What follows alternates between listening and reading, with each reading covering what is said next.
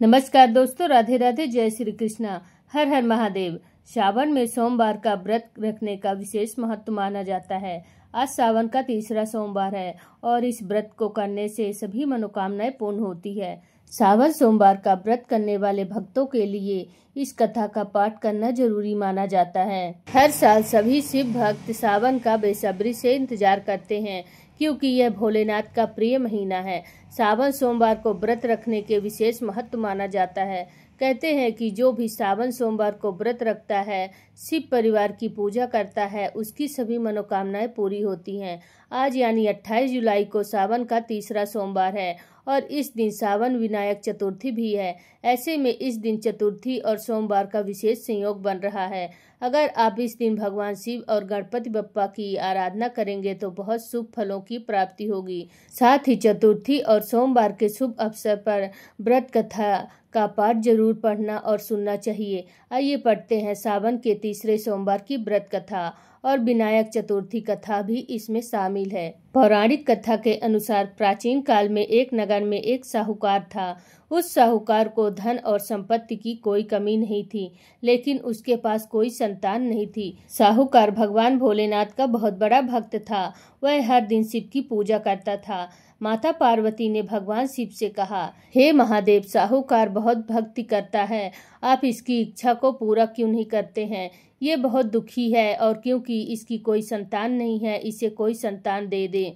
भगवान शिव ने माता पार्वती से कहा कि इसकी कोई संतान योग नहीं है, इसलिए यदि उसे बच्चा हो तो भी वह बच्चा 12 साल से अधिक नहीं जी पाएगा। शिव जी की बातें साहूकार भी सुन रहा था। यह सुनकर साहूकार को दुख और खुशी दोनों हुई, लेकिन वह शिव भक्ति में लगा रहा। साहूकार की पत्नी एक दिन गर्भवती हो गई। उसका बच्चा हुआ। बालक को देखते ही उसका 11 वर्ष का हो गया। राजा ने अपने पुत्र को शिक्षित करने के लिए उसके मामा के साथ काशी भेज दिया। बाद में साहूकार ने अपने साले से कहा कि वह ब्राह्मण को रास्ते में भोजन करवा दे।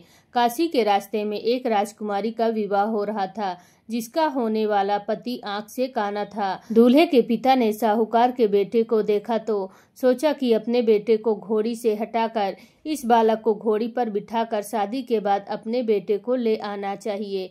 राजकुमारी और साहूकार के बेटे का विवाह किसी तरह हुआ। राजा के बेटे ने राजकुमारी की चुनरी पर लिखा कि मैं असली राजकुमार नहीं हूँ, लेकिन तुम्हारा विवाह मेरे साथ हो रहा है।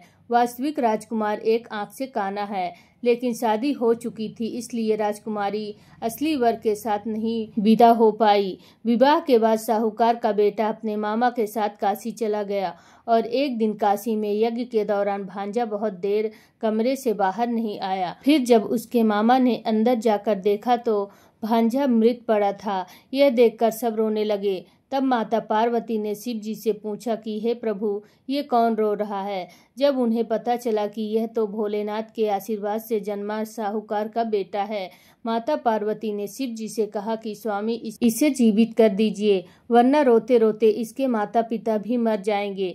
यह भोलेनाथ ने कहा कि हे पार्वती, इसकी आयु इतनी ही थी, लेकिन माता पार्वती के बार बार कहने पर भोलेनाथ ने उसे जीवित कर दिया। साहूकार का बेटा ओम नमः शिवाय कहते हुए उठ पड़ा और सभी ने शिव जी को धन्यवाद किया। उसी रात साहूकार को शिव जी ने अपने सपने में दर्शन दिए और कहा, तुम्हारी भक्ति से मैं प्रसन्न हूँ, इसलिए तुम्हारे पुत्र को दोबारा जन्म दिया है। कहते हैं कि जो भी व्यक्ति भगवान शिव की पूजा अर्चना करेगा, इस कथा का श्रवण करेगा, उसकी सभी मनोकामनाएं पूरी होगी और उसका हमेशा भंडार भरे रहेगा। बोलो हर हर महादेव। तो आइए श्रवण करते हैं गणेश चतुर्थी व्रत कथा।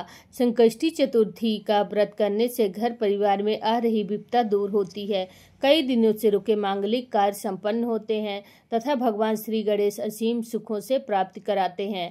माह की किसी भी चतुर्थी के दिन भगवान श्री गणेश की पूजा के दौरान संकष्टी गणेश चतुर्थी व्रत की कथा पढ़ना या सुनना जरूरी माना जाता है। इससे संबंधित 4 प्रचलित कथाएं हैं। पहली पौराणिक कथा।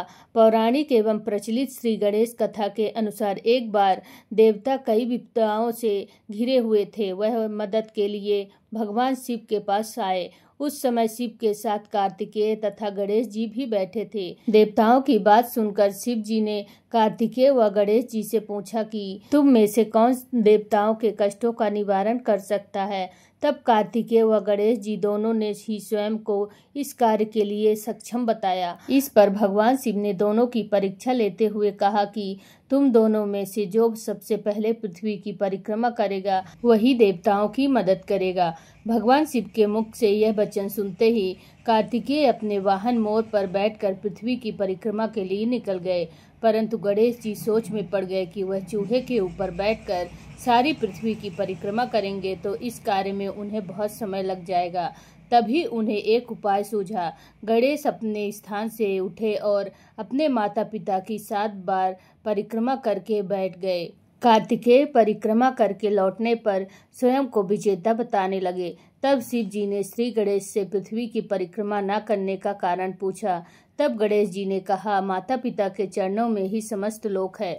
यह सुनकर भगवान शिव ने गणेश जी को देवताओं के संकट दूर करने की आज्ञा दे दी। इस प्रकार भगवान शिव ने गणेश जी को आशीर्वाद दिया कि चतुर्थी के दिन जो तुम्हारा पूजन करेगा और रात में चंद्रमा को अर्घ्य देगा उसके तीनों ताप यानी दैहिक ताप, वैदिक ताप तथा भौतिक ताप दूर होंगे। इस व्रत को करने से व्रतधारी के सभी तरह के दुख दूर होंगे और उसे जीवन के भौतिक सुखों की प्राप्ति होगी। चारों तरफ से मनुष्य की सुख समृद्धि बढ़ेगी, पुत्र पौत्रादि धन ऐश्वर्य की कमी नहीं रहेगी। गणेश चतुर्थी व्रत की दूसरी कथा। एक समय की बात है, राजा हरिश्चंद्र के राज्य में एक कुम्हार था। वह मिट्टी के बर्तन बनाया करता था, लेकिन वे कच्चे रह जाते थे। एक पुजारी की सलाह पर उसने इस समस्या को दूर करने के लिए एक छोटे बालक को मिट्टी के बर्तनों के साथ आवा में डाल दिया। उस दिन संकष्टी चतुर्थी का दिन था। उस बच्चे की माँ अपने बेटे के लिए परेशान थी। उसने गणेश जी से बेटे की कुशलता की प्रार्थना की। दूसरे दिन जब कुम्हार ने सुबह उठकर देखा तो आवा में उसके बर्तन तो पक गए थे, लेकिन बच्चे का बाल बाका भी नहीं हुआ था। वह डर गया और राजा के दरबार में जाकर सारी घटना बताई। उसके बाद राजा ने उस बच्चे और उसकी माँ को बुलवाया तो माँ ने सभी तरह के विघ्न को दूर करने वाले संकष्टी चतुर्थी का वर्णन किया। इस प्रकार घटना के बाद से महिलाएं संतान और परिवार के सौभाग्य के लिए संकट चतुर्थी का व्रत करने लगी। संकष्टी चतुर्थी की तीसरी व्रत कथा। एक समय की बात है, श्री विष्णु भगवान का विवाह लक्ष्मी के साथ निश्चित हो गया। विवाह की तैयारी होने लगी। सभी देवताओं को निमंत्रण भेजे गए, परंतु गणेश जी को निमंत्रण नहीं दिया गया।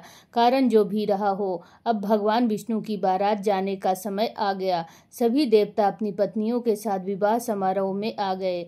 उन सब ने देखा कि श्री गणेश जी कहीं दिखाई नहीं दे रहे हैं।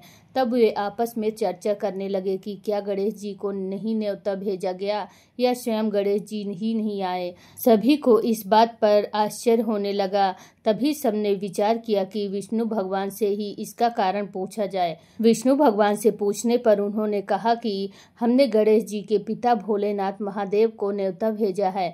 यदि गणेश जी अपने पिता के साथ आना चाहते हो तो आ सकते हैं। अलग से न्योता देने की कोई आवश्यकता भी नहीं थी। दूसरी बात यह है कि उनको 1.25 मन मूंग, 1.25 मन चावल, 1.25 मन घी और 1.25 मन लड्डू का भोजन दिन भर में चाहिए। यदि गणेश जी नहीं आएंगे तो कोई बात नहीं, दूसरे के घर जाकर इतना सारा खाना पीना अच्छा भी नहीं लगता। इतनी वार्ता कर ही रहे थे कि किसी एक ने सुझाव दिया कि यदि गणेश जी आ भी जाए तो उनको द्वारपाल बनाकर बैठा देंगे कि आप घर का ख्याल रखना। आप तो चूहे पर बैठकर धीरे धीरे चलोगे तो बारात से बहुत पीछे रह जाओगे। यह सुझाव भी सबको पसंद आ गया तो विष्णु भगवान ने भी अपनी सहमत दे दी। होना क्या था कि इतने में गणेश जी वहां आ पहुंचे और उन्हें समझा बुझाकर घर की रखवाली करने बैठा दिया। बारात चल दी। तब नारद जी ने देखा कि गणेश जी तो दरवाजे पर ही बैठे हुए थे, तो वे गणेश जी के पास गए और रुकने का कारण पूछा। गणेश जी ने कहने लगे कि विष्णु भगवान ने मेरा बहुत अपमान किया है। नारद जी ने कहा कि आप अपनी मूषक सेना को आगे भेज दे तो वह धरती खोद देगी, जिससे उनके वाहन धरती में धंस जाएंगे। तब आपको सम्मान पूर्वक बुलाना पड़ेगा। अब तो गणेश जी ने अपनी मूषक सेना जल्दी से आगे भेज दी और सेना ने जमीन पौली कर दी। जब बारात वहां से निकली तो रथों के पहिए धरती में धंस गए। लाख कोशिश करे परंतु पहिए नहीं निकले। सभी ने अपने अपने उपाय किए परंतु पहिए तो नहीं निकले, बल्कि जगह जगह से टूट गए। किसी की समझ में नहीं आ रहा था कि अब क्या किया जाए। तब तो नारद जी ने कहा, आप लोगों ने गणेश जी का अपमान करके अच्छा नहीं किया। यदि उन्हें मना कर लाया जाए तो आपका कार्य सिद्ध हो सकता है और यह संकट टल सकता है। शंकर भगवान ने अपने दूत नंदी को भेजा और वे गणेश जी को लेकर आए। गणेश जी का आदर सम्मान के साथ पूजन किया। तब वहीं रथ के पहिए निकले। अब रथ के पहिए निकल तो गए, परंतु वे टूट फूट गए, तो उन्हें सुधार कौन करेगा। पास के खेत में खाती काम कर रहा था, उसे बुलाया गया। खाती अपना कार्य करने के लिए पहले श्री गणेश नमः कहकर गणेश जी की वंदना मन ही मन करने लगा। देखते ही देखते खाती ने सभी पहियों को ठीक कर दिया। तब खाती कहने लगा कि हे देवताओं, आपने सर्वप्रथम गणेश जी को नहीं मनाया होगा और ना ही उनकी पूजन की होगी, इसलिए तो आपके साथ यह संकट आया है। हम तो मूर्ख अज्ञानी हैं, फिर भी पहले गणेश जी को पूजन करते हैं, उनका ध्यान करते हैं। आप लोग तो देवतागण हैं, फिर भी आप गणेश जी को कैसे भूल गए। अब आप लोग भगवान श्री गणेश जी की जयकार बुलाकर जाएं तो आपके सब काम बन जाएंगे और कोई संकट भी नहीं आएगा। ऐसा कहते हुए बारात वहां से चल दी और भगवान विष्णु माँ लक्ष्मी जी के साथ विवाह संपन्न करा के सभी सकुशल घर लौट आए। हे गणेश जी महाराज, आपने विष्णु को जैसे कारज सारियो ऐसे कारज सबको सिद्ध कर जो। बोलो गजानन भगवान की जय। श्री गणेश चतुर्थी की चौथी कथा। श्री गणेश चतुर्थी व्रत की पौराणिक कथा के अनुसार एक बार भगवान शिव तथा माता पार्वती नर्मदा नदी के किनारे बैठे हुए थे। वहां माता पार्वती ने भगवान शिव से समय व्यतीत करने के लिए चौपाड़ खेलने को कहा। शिव चौपड़ खेलने के लिए तैयार हो गए, परंतु इस खेल में हार जीत का फैसला कौन करेगा, यह प्रश्न उनके समक्ष उठा। तो भगवान शिव ने कुछ तिनके एकत्रित कर उनका एक पुतला बनाकर उसकी प्राण प्रतिष्ठा कर दी और पुतले से कहा, बेटा, हम चौपड़ खेलना चाहते हैं, परंतु हमारी हार जीत का फैसला करने वाला कोई नहीं है, इसलिए तुम बताना कि हम दोनों में से कौन हारा और कौन जीता। इसके बाद भगवान शिव और माता पार्वती का चौपड़ खेल शुरू हो गया। यह खेल 3 बार खेला गया और संयोग से तीनों बार माता पार्वती ही जीत गईं। खेल समाप्त होने के बाद बालक से हार जीत का फैसला करने के लिए कहा गया, तो उस बालक ने महादेव को विजयी बताया। यह सुनकर माता पार्वती क्रोधित हो गईं और क्रोध में उन्होंने बालक को लगड़ा होने कीचड़ में पड़े रहने का श्राप दे दिया।